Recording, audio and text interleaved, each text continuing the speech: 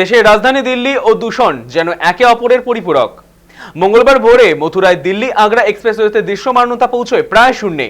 তখন একাধিক বাস ও গাড়ির সংঘর্ষে 4 জনের মৃত্যু হয়েছে, আহত হয়েছেন অন্তত 25 জন। প্রত্যক্ষদর্শীদের মতে দৃশ্যমানতা কম থাকায় পরপর 7টি বাস ও 3টি গাড়ির মধ্যে সংঘর্ষ হয়। সংঘর্ষের ফলে উল্টে যায় একাধিক বাস ও গাড়ি। বেশ কয়েকটি গাড়িতে আগুন ধরে যায়। খবর পেয়ে ঘটনাস্থলে পৌঁছয় পুলিশ।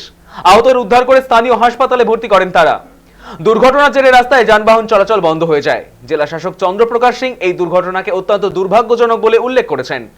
তিনি জানান, দুর্ঘটনার পরই 12টিরও বেশি দমকল ইঞ্জিন এবং 14টিরও বেশি অ্যাম্বুলেন্স পাঠানো হয়েছে। আহতদের হাসপাতালে ভর্তি করা হয়েছে। সকল বর্তমানে বিপদমুক্ত, প্রয়োজনীয় চিকিৎসা চলছে। শীতের কুয়াশা, অন্যদিকে দূষণে জেরবার দিল্লি এবং পার্শ্ববর্তী এলাকা। সোমবারও রাজধানীতে বাতাসের AQI ছিল 450-এর উপরে।